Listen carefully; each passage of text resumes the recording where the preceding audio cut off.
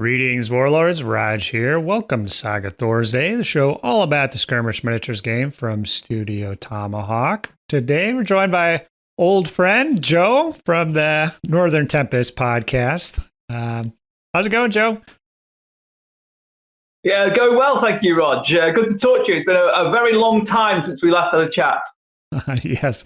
So I did say Northern Tempest podcast.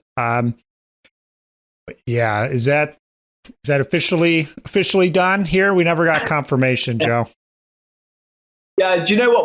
We can't quite bring ourselves to say it's officially done and over. So we can't quite. We talked about that. Shall we just say to confirm it? But we couldn't. We couldn't bring ourselves to do it. And it's just that me and Chris and Jim, the other guys, were busy with work and family stuff, and we just hardly get any time to play and even less time to actually record. So it's really unlikely we'll do another podcast. We might do the odd video here and there. We'll try and do those if we get a chance. But I can't really produce much content now. We'd rather be playing the games when we get together rather than recording. So we'll never say never.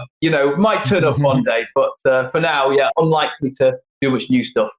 Absolutely, yeah. So that sounds good to me. And yeah, you guys have been posting just random videos or blog articles kind of about the tournaments and stuff that you've gone to. So there is you guys are putting out a little content there, some nuggets from time to time. So, but today you reached out to me about a good idea for an episode, and that is running a great you said running a good Saga event, so I'm going to up the ante here. I'm going to say how to running a great Saga event, even better than good. So we're just going to kind of do a free form discussion here. I know me and Monty have kind of touched on this from time to time, but it's definitely a topic worth revisiting from time to time. And of course, we get your perspective from the UK and the amount of just in the US. So, things are kind of different there. So, what was the idea for reaching out to me on this, Joe, about running a Saga event? Well, it was kind of this year. I found that I'm doing a lot of Saga events organizing this year. And I've done a Saga tournament. I've organized at least one every year, really, since all the time I've been into Saga. But I found this year I've got 4 events that I'm running, and it seemed to be quite a lot. And they sort of almost happened by accident. People had asked me if I could do something, and I said I'd be involved. And my local game store was keen to have some more events, so I said I'd do some for them. And then I couldn't make it to the Saga World Cup, so I said instead of going to the World Cup, I'll organise the roll call event in the UK. And then of course the UK Grand Melee is on in the summer, and I've written the rule pack for that. And I was fortunate enough to win it for the first time last year, so I can go into this one kind of with a good view of what to do for the event to make it a good event. Cool. So I got the thought, like running 4 events this year. Let's think about what makes a good Saga event, and what people like for it, and how players can kind of organize it for themselves in their local groups. Okay. Yeah, that sounds good to me. I too run quite a few events. So if this video can inspire anybody else to pick up the mantle, that sounds great to me. And all right, well, let's get into the discussion here. I do have a couple notes here. I don't know. Do you want to kick it off with anything in particular here, Joe?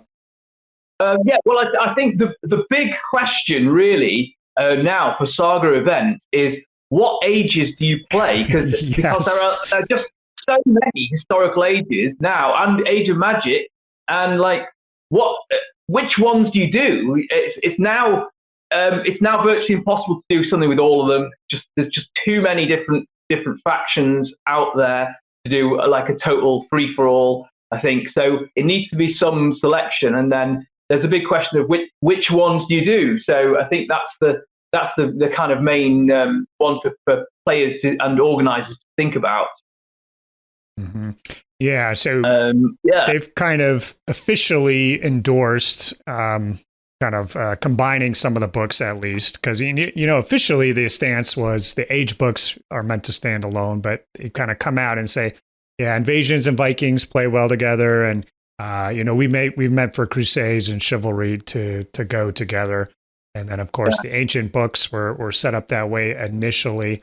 And so we've got plenty to choose from there. I think there are a few different ways you could slice it, but I think the key point is whatever you do decide, you are 100% going to get a message from somebody saying, well, you should have done it this way. I would have showed up if you had done it this way. So just be ready. I'm just, for the organized, it's going to happen. So, there's no, you're going to get that message regardless. So, stick with your gut. Don't change it. But, so I think choosing that age is just kind of, maybe what kind of vibe you're going for. Is this event for newer players, or is it more for competitive, like the overall grand melee, for the entire nation? Maybe it's going to be more competitive versus like a store event. Do you have any thoughts on how you've kind of chosen the ages for your events? This year in particular, I was conscious that you want to kind of have events with the different ages throughout the year and not have everything to focus on one particular age. And last year in the UK, there were quite a lot of tournaments which were just invasions and Vikings, because that's really popular, and everyone's got a Viking age army. So you can if you do a Vikings tournament, you're guaranteed that you're going to get players going along to it. But the problem was it was not that interesting. There was kind of other warbands didn't get a chance to have a showing out in those. So I think this year I've been conscious of that and tried to have a bit more variety in what ages are represented at the different events throughout the year. And so I think that's something players to be aware of. Show a bit of variety, so you can bring out your different warbands, different age books. Yeah, I think that's a great point, and just trying to see what's going on and just try to mix it up. And I think there are kind of more ways to do it too. So last year with Monty, we did Vikings and Crusades at the Feast for Ravens. So, even then it's just kind of, oh, okay. These books, you think invasions and Vikings. What's that? Yeah, when we only had Vikings, we put those books together and it worked okay. It was fun, yeah. So we used to do that, and it was fun. You're right. That's the old school mix, kind of how it started, and so people gotten away from that and kind of just did Vikings invasions every time, because those war bands do jive. They're foot based, similar rules, whatever. But for like my latest event, which is going to be, as we record this, it's in the future. As this is released live on YouTube, this is probably in the past, but All Father's Day. So I just said, kind of an AD BCE split. So invasions, Vikings, Crusades, and Chivalry. Let's just run them all together. This is a store event. It's meant to be inclusive. So I didn't want to turn anybody away for like not having the right war band. So I think that's a fair thing. If you're doing like the most competitive event out there, maybe you wouldn't do that, but maybe you could. It'd probably be pretty fun. So yeah, I would say kind of try to mix it up, but don't worry too much about it. I would say you're gonna have a good time no matter what gets chosen. Yeah, sure. And let the players decide really what faction they want to take along, and what they think is going to be strong or fun to play in that event. Yeah. Absolutely. So we had this big question for the UK Grand Melee in the summer, like with all these different war bands, all these different ages, which ones do we do? And the decision, I spoke to a couple of people about it, and we kind of came up with this plan to do the 2-day event, and day 1 is going to be invasions and Vikings, and day 2 is Crusades and Chivalry. And so you do need to go through it with 2 different war bands, but your points across the days are combined, and you kind of a good test of skill across the ages kind of thing. So we're giving that a go this year. We thought it would be fun. People get to try out the new chivalry warbands as well as the popular Viking and Invasions Age ones. Cool. Yeah, that's a great idea. So, so is it two separate events, or do your like scores you'll be combined? So there'll be like one overall winner, or how are you guys doing that? Well, your scores are combined. We're giving people two options though. You can play just for day one and play a single day Vikings and Invasions event. But if you want to play for the whole Grand Melee, then you play in the 2-day event. You've got Vikings and Invasions on day one. You carry your score forward to the next day when you will play a Crusades or Chivalry day, and you're going to carry on your score and build it up. So the overall winner and the Grand Melee champion will be the best score combined over the 2 days. Mm-hmm. Cool. That's awesome. Yeah, that's actually it's kind of a cool idea. Something that could definitely, I think, be applied to Adepticon as three single day events and a team event, but you could kind of foresee doing like a 9 games, 3 different factions. Yeah. Why we never thought of that before, but yeah, got the juices flowing there. Well, the downside is players coming will need to bring like 2 warbands, and they've played the event. Unless they're going to sneak in, they can find something that will work in both eras. They have cheeky double, Normans and Crusaders, and they can play in both, something like that. Yeah, pagan peoples, the pagan Rus, the Normans, Crusader. Yeah, there's a few crossovers there for sure. Okay, cool. So I think another thing to consider, and maybe you've kind of inherited these events, which are already established, but choosing the appropriate venue is something that will factor into the event. Not necessarily a right or wrong way to do this, but I do think kind of like with the age, there's going to be a vibe difference compared to like running this at a larger convention is a good thing, or versus like a shop. You get a lot of through traffic, maybe, for both of those versus like a club setting, or, for some of my events, I'll rent out a specific hall. So it's at a place with food and drink and stuff. So it's a good vibe, but there's not going to be anybody walking through, checking the game out.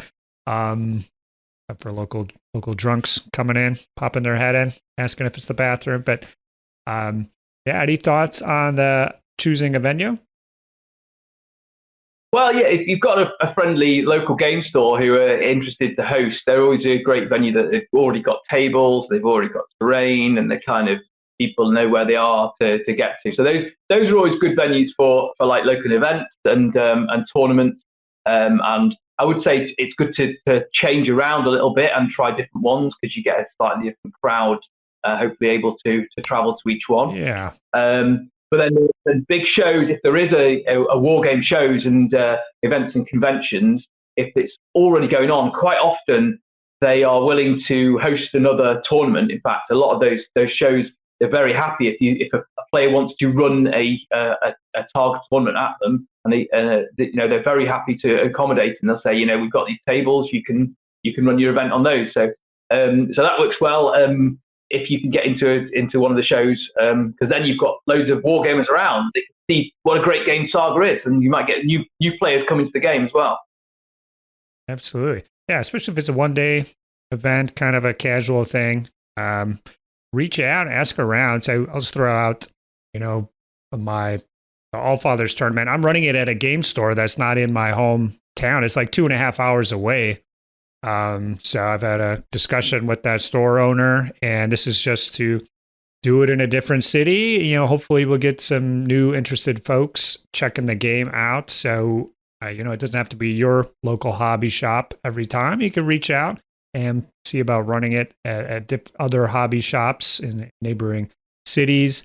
And I'll throw out too, the Outdoor Saga is the best kind of outdoor gaming you can do. People know Saga Storm has been run outside under a pavilion. Even we just set up tables in the field on the picnic tables out there when it was nice and sunny. And we've done that. My event, All Fathers, I've done it at under the pavilion as well, different times of year. So key there, just kind of mix it up, do what you can. Like we said, it's going to be a different vibe at each one of those, but not necessarily good or bad, just different. Yeah. How do you guys handle? What do you have anything you want to add there? No, I think that's a good point. Changing the venue. I don't think we've ever done an event outdoors in the UK. We can't really trust our weather very much. But I've played with the guys during COVID times. We weren't allowed to be inside the house, and we actually have played a game outdoors then. But usually we can't really trust British weather, I'm afraid. Sure. Awesome.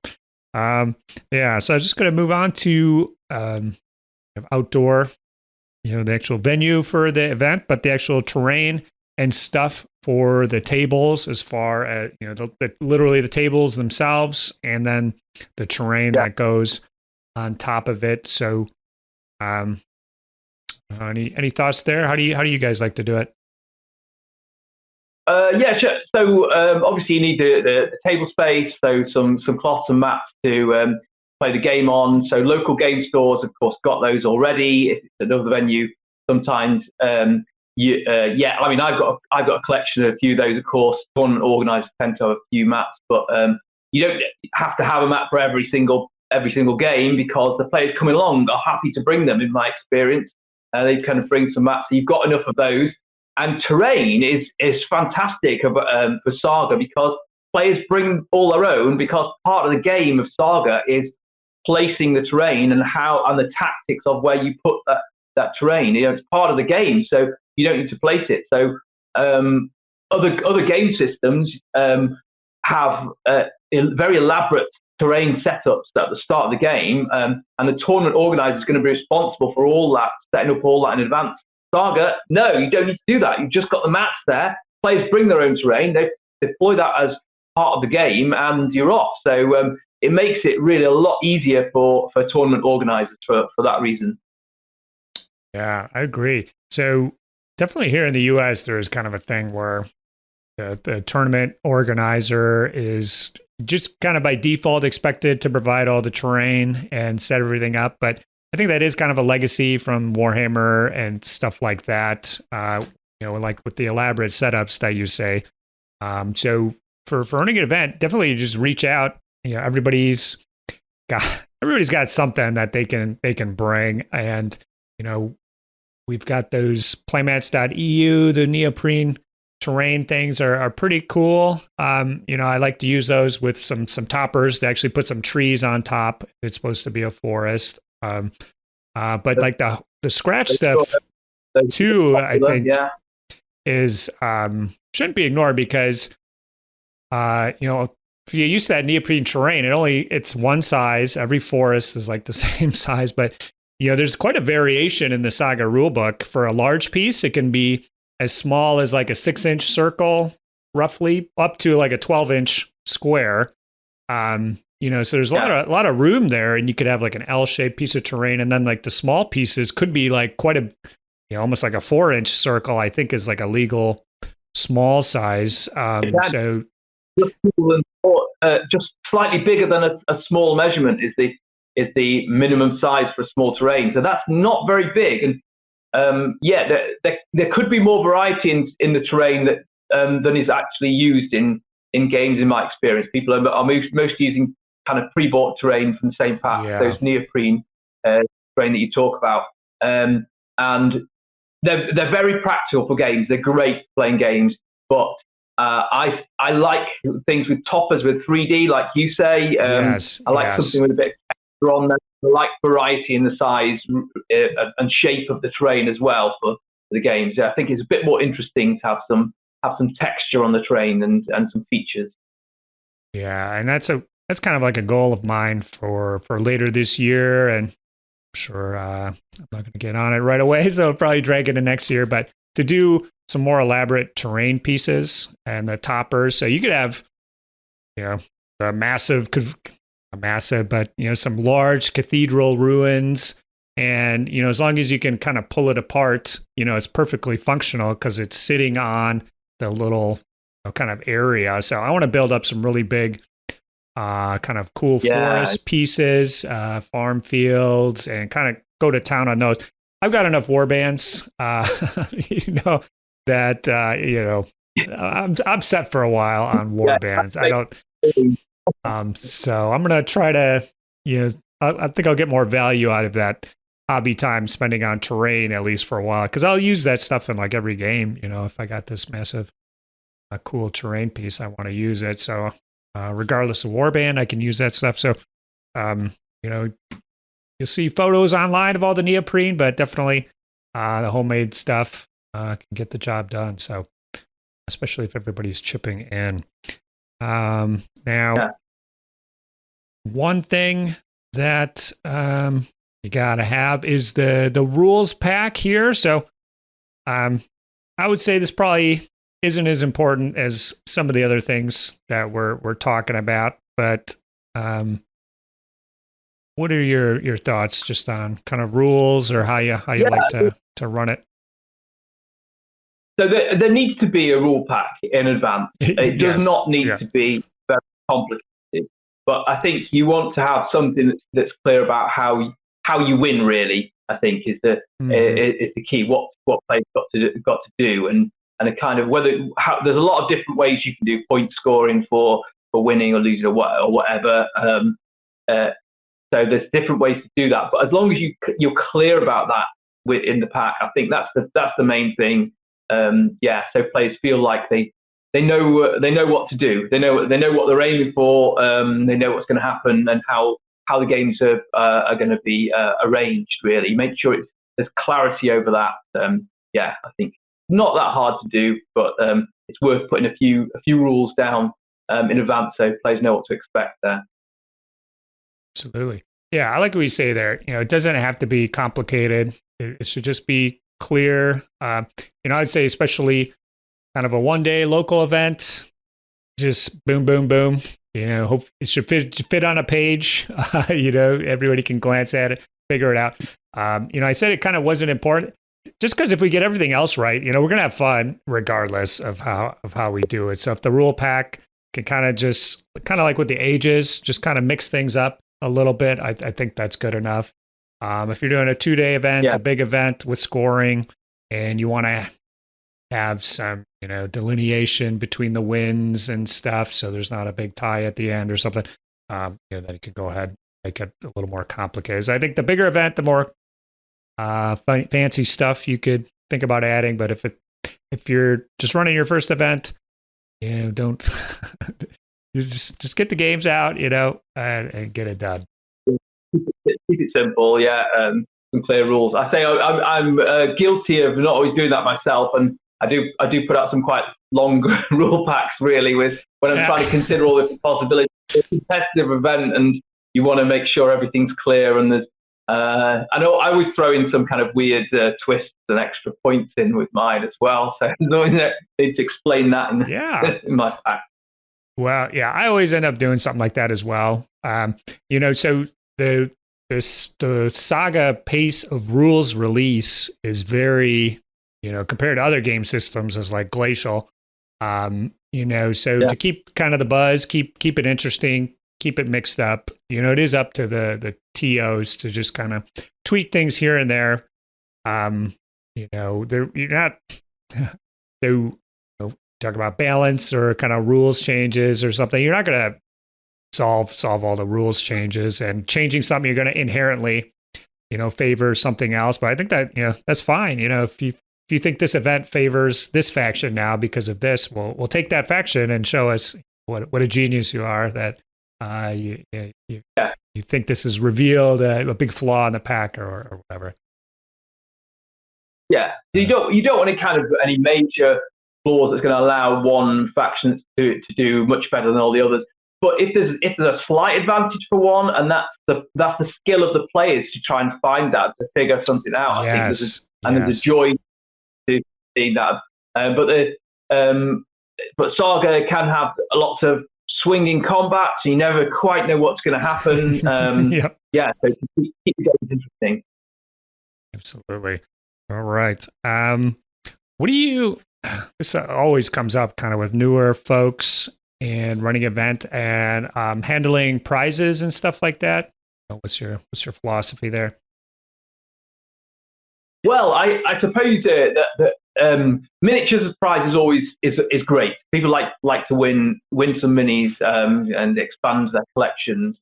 So those are always nice to win. But I think as I've gone on in Saga, I found it less important the kind of getting miniatures prizes, because I obviously have a lot of warbands myself already, and if there's something I'm really interested, I'm going to kind of find those miniatures myself.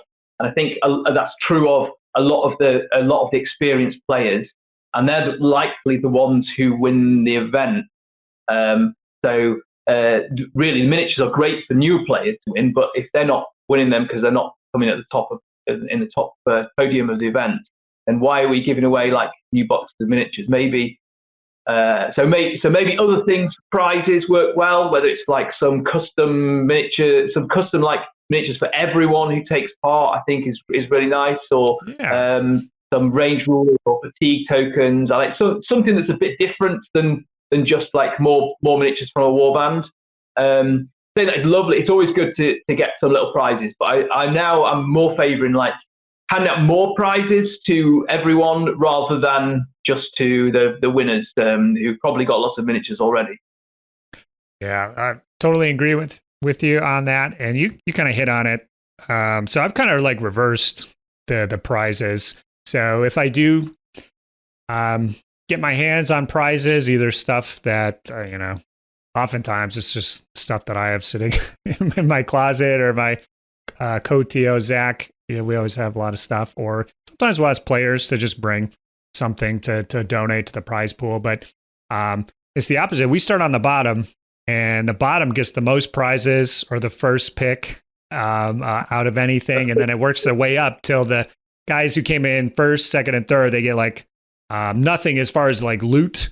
But for those ones, having some kind of object to give away, I think is cool. Like a special mug, or and it doesn't have to be like engraved or anything like that. It can just be, like a cool tin mug or something. Here we got this mug. It's cool looking. Here you go. So quite nice if you can get vouchers are quite good for if there's vouchers for a game store or for a company that you can get. That's quite a nice thing to get as well. If you can acquire those. But yeah, I like something for everyone, something for the players who aren't coming top as well. It's a nice picture, nice thing to do. So, and if players are looking for prize support, they can of course write politely to different games companies and ask, would you mind supporting our event? And some will get back to you. And in my experience, some just don't say anything to you, so you don't hear it back at all. But some are really kind. And Gripping Beasts are absolutely lovely guys there who they know me, of course, but they've been really generous in prize support. I don't like to ask them too much because it doesn't feel fair to get too much from one company. We want to try and spread it around a little bit. Yeah, it's true. Yeah, a lot of those are favorites there. Gripping Beast, Wargames Atlantic. Those guys have been generous in the past. I'm just running at a hobby shop. They'll have stuff to contribute.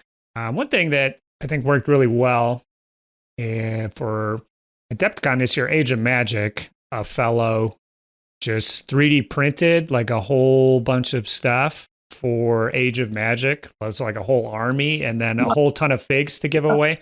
So I think with 3D printing, I think there's the opportunity there to have some prizes, a figure for everybody or something like that. I guess for me, I would ask I don't know what the legality or ethics of it is, but I would ask like Reconquer Designs or something before I printed out like an entire army to give away.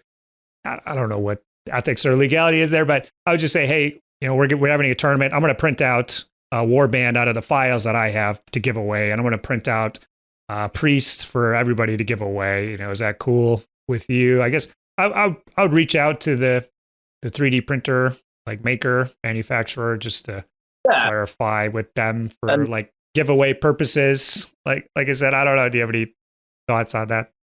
Yeah, I guess they're okay with that as well, because and then if it's just the same miniature you give it out to everyone, everyone goes home with something, and it's promoting the company as well. We want to respect these miniature companies who are who are supporting the events really, and acknowledge them and thank them for their support. It really helps make the event fun and interesting when there's some prize to give away to as many people as possible. Yeah. So it's kind of another avenue there. Get some more prizes out there, not out of thin air, but for minimal cost and effort for the folks that do have the printers and don't running them for that stuff. So, that's kind of, I think we kind of hit everything that I had on my list here. I guess, I think about just kind of maybe running the event on the day of, just making sure you have appropriate time windows, I think is key there. Cool. I'll give 2.5 hours for my events. That's it is a lot of time. Most people are hanging around wanted to get started. Yeah. So really, it's 3 games in a day is the typical tournament in the UK. Is that the same in the US? You're doing three games in a day, or 5 over a weekend, something like that? Yeah. So 3 and 2 is kind of typical. I know. Yeah. The UK for Warhammer, it was always 3 and 3. I went over there one time, 2011 or 2012. So we had to do the third game on the second day, and that killed me and my buddy because we're done after 5. And we had to do 6. So, we used to on the Saga there years ago. It was 11 games over the weekend. It was baby. Yeah, that's right. Bad headaches by the end of it, but I mean it's great because you played so many different scenarios and so many different players. Fun. Oh, we should mention scenarios as well, I suppose. Talk about tournaments. Sure. What scenarios you put in for your tournament? That's another big question. There's so many to choose from now. Yeah. So we have the Book of Battles. There's kind of the Polish Grand Melee pack. There's kind of my tournament packs or stuff that I've come up with that's been circulating around. There's did I say the Studio Tom? I don't think I did. The Studio Tomahawk official scenarios. Yeah, cool. Which are good, but there's been quite a few out there. I guess just having a mix, I think, is a good idea. I don't know. What are your thoughts there? Ones, not all the same ones. Yeah.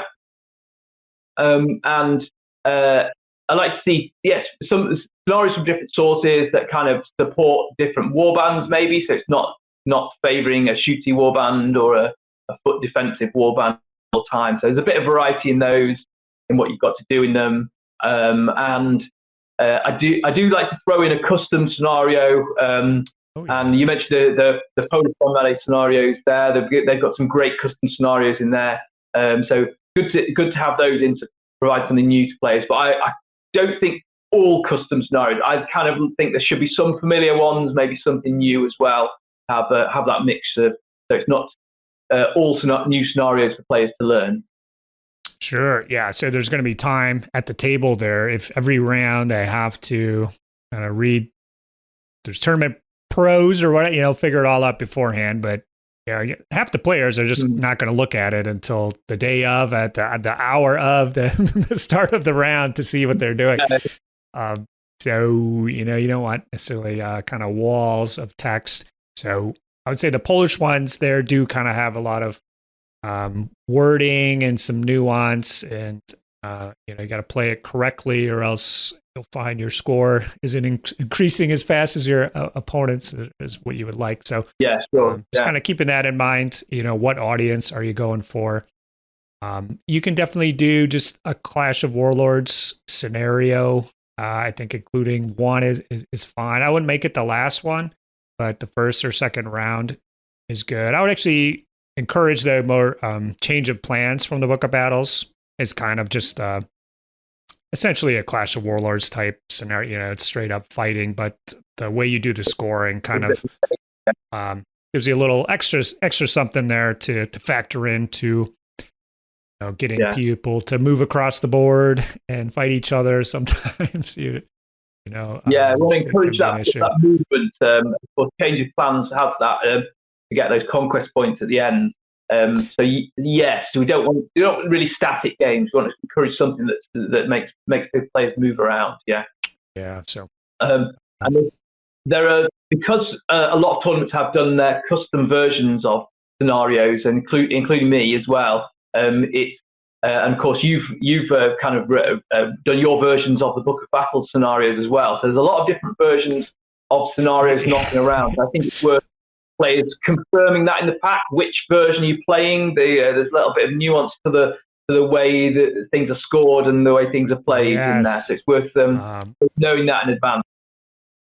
Yeah, kind of a fortunate side effect there. You know, there's like a tweak on a tweak on a tweak. You know, you've tweaked my scenario, which my scenario was a tweak of somebody else's scenario, which was a tweak of the Book of Battles scenario, and like, you know, which one are we doing here? When are we scoring the points? You know, it's kind of clarifying for folks as best you can, you know. And even at the start of the round, and just as the TO, just kind of going over the scoring, just like the big group announcements, just like, just so you know, you got to get out of your deployment zone, but at the end of the game, anything in there will be dead. Just a little reminder there. You know, go through all that. Play. Great, yeah. I don't know if there's any kind of problems with disputes over rules that you have over there.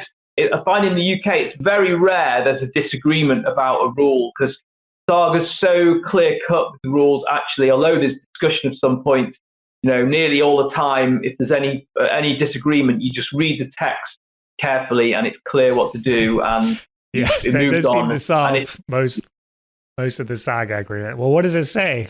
Well, we didn't look at it. We'll just read it quick. Just read it. Done. Yeah. Because I go to a few bolt action tournaments, and there's a lot of rule discussions in there. There's like a lot of, are you in cover? Is that soft cover? Have you moved that far? Can you move?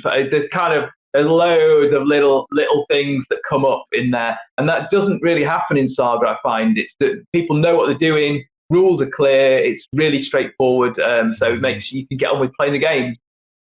Absolutely. Yeah, that's interesting. So that kind of ties back to something we kind of chatted a little bit before we started, but you said that running a Saga event is actually much easier than running a lot of other game systems. So I think what we just talked about is kind of one reason specifically why it's easier is kind of rule stuff. Did you have any other like reasons why it was easier? We kind of touched on the terrain thing, maybe. We talked about terrain as well. So if someone's organising a Saga tournament, they don't need to plan lots of terrain in advance to set up the boards, because players do that as part of the game. So that's another thing that's easier to do than compared to some other game systems. Generally Saga players are friendly and positive, and everyone gets on. So there aren't any disputes and falling outs over rules. So that's all good. And here's another great thing about Saga is that you don't need to check the players' list in advance. And with other game systems, they've got a really long list. You need to send them in a week before, and the TO has got to read through, or other players in the tournament have got to read through the list, check everything's correct. And Saga, 6 points. Someone writes that down at the start. You just look at the points. Yeah, that's okay. That's done. You just check the list in the morning. It's so easy to do. Makes it so much easier running the event.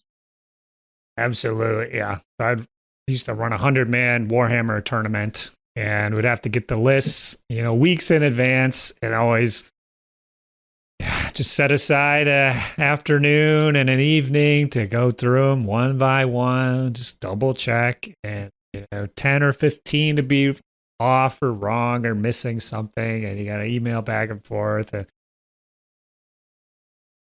Shutter's thinking about, I haven't thought about that in years. So, thankful well, for 6 the points, or Saga.